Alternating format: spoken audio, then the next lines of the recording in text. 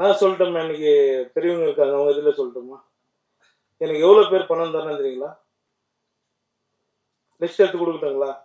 உங்களால் வாங்கி கொடுக்க முடியும்னா சொல்லுங்க, நான் எடுத்து கொடுத்துறேன். முதல்ல நன்றி சொன்னா இந்த படத்தோட தயாரிப்பாளர் சார், நன்றி சார். என்ன ரொம்ப கஷ்டப்பட்டு இந்த படத்தை பண்ணார், என்னால் இல்லை.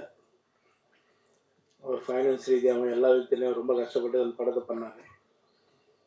அதுக்காக இந்த படம் ஓடணும் சார், கண்டிப்பாக சப்போர்ட் பண்ணுவோம் கடவுள் உங்களுக்கு. அடுத்து வினேஷ் சார், டைரக்டர். அவர் சொன்னார் கரெக்ட், உண்மை. நம்ம 15 வருஷத்துக்கு முன்னாடி தீக்குளிக்கும் பிரச்சனை சார். வாங்க சார்.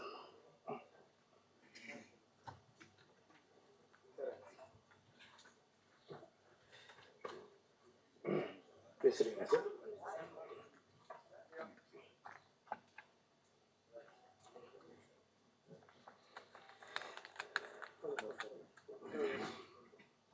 வணக்கம் சார், தானு சார். ஒரு 15 வருஷத்துக்கு முன்னாடி தீக்குளிக்கும் பச்சைந்தரம் படத்தில் வந்து பிரச்சனை ஹீரோ. அவர் சொன்ன மாதிரி, சார் சொன்ன மாதிரி வினேஷ் சார் டைரக்ஷன் பண்ணார். அதில் ஒரு சின்ன கேரக்டர் பண்ண, நாங்கள் அவரோட ஃப்ரெண்டு கேரக்டர் பண்ணோம். 1000 ரூபா சம்பளம் தரேன் அப்படின்னாரு. சரி ஓகேங்க. ரொம்ப வருஷம் விட்டு அதுக்கப்புறம் நாங்கள் எங்கள் 2 பேருக்கு கான்டாக்ட் இல்லாமல் இருந்தது. ஒரு 5-6 வருஷத்துக்கு விட்டு ஒரு ஃபோன் வந்தது. அந்த வாய்ஸ் கேட்டு தான் நான் வந்து பேர் கூட கேட்காம வினீஷ் சார் எப்படி இருக்கீங்கன்னு ரொம்ப ஷாக் ஆகிட்டாரு.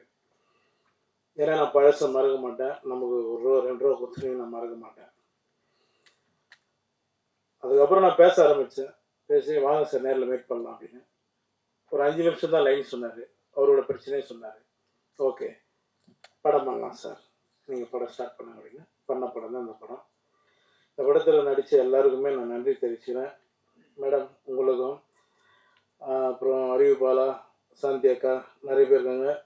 மது அம்பட் சார் வந்து அவர் சார் சொன்ன மாதிரி அவருக்கு வயசு ஆகலைங்க இன்னும். எனக்கு ஒரு கதை சொல்லியிருக்காருங்க, டைரக்ட் பண்ண போகிறாரு.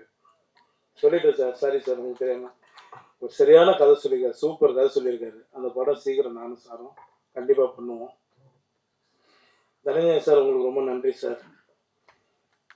சார் உங்களுக்கு ரொம்ப நன்றி. ஏன்னா பயங்கர சப்போர்ட் பண்ணியிருக்காங்க இந்த படத்துக்காக. இந்த படம் ரிலீஸ் பண்ணுறது தானு சாரும் தனஞ்சயன் சாருக்கும் நான் நன்றி தெரிவிச்சுக்கிறேன். சார் சொன்ன மாதிரி சார், நான் எங்கே சார் சம்பளம் ஃபிக்ஸ் பண்ணுறேன்? என் சம்பளம் தான் வெளியில் இருக்கிறவங்க எல்லோரும் ஃபிக்ஸ் பண்ணுறாங்க சார். என் சம்பளம் எனக்கு எவ்வளோன்னு தெரியாது சார். அந்த சுச்சுவேஷனில் தான் போயிட்டுருக்கேன். நீங்கள் சொன்ன மாதிரி நாங்கள் எல்லாம் சம்பளம் கம் பண்ணுறோம் சார். நீங்களே அனுப்புங்க சார், யார் ஒன்றாலும் அனுப்புங்க, நல்ல கதை கிட்ட அனுப்புங்க. சொல்கிற சம்பளத்தை நீங்களே வாங்கி கொடுத்துருங்க. அதை கேட்டால் தான் இங்கே எதிரி ஆயிரும். அதான் உண்மை. இப்போ நம்ம வந்து நேற்று முந்த நாள் வரல, யார் வேணாலும் என்ன வேணாலும் பேசுகிறாங்க. என் அசிஸ்டண்ட்டு என்கிட்ட ஒரு 3-4 வருஷம் ஒர்க் பண்ண ஒரு தம்பி ஒருத்தன் ஹீரோவை பண்ண போகிறேன்னு சொன்னான். ரொம்ப நல்ல விஷயம் தான், போய் பண்ணுறா போட அப்படின்னா. ஆனால் அதில் 2 நாள் ஒர்க் பண்ணலாம்ண்ணா, நீங்கள் எனக்கு ஒரு வாய்ப்பு கொடுத்தீங்கன்னா அது நல்லா இருக்குண்ணா அப்படின்னா. சரி ஓகேடா, நான் எவ்வளோ பேருக்கு போகிறோம் வாடா அப்படின்னு சொல்லி சொன்னேன். அந்த படத்துக்கு தான் நான் 7 லட்சம் கேட்டேன், 8 லட்சம் கேட்டேன்னாங்க. இது என் படம், நான் தான் வரணும், இல்லைன்னா தப்பு, நீங்களே நான் தப்பாக எழுதுங்க, இது என்னோட படம். எனக்கு அவங்க சொன்னாங்க, நாங்கள் வந்துட்டோம். நான் சொல்லட்டோம்மா, இன்னைக்கு பெரியவங்க இருக்காங்க, அவங்க இதில் சொல்லட்டுமா? எனக்கு எவ்வளோ பேர் பணம் தரணும் தெரியுங்களா? லிஸ்ட் எடுத்து கொடுக்கட்டுங்களா? உங்களால் வாங்கி கொடுக்க முடியும்னா சொல்லுங்க, நான் எடுத்து கொடுத்துறேன்.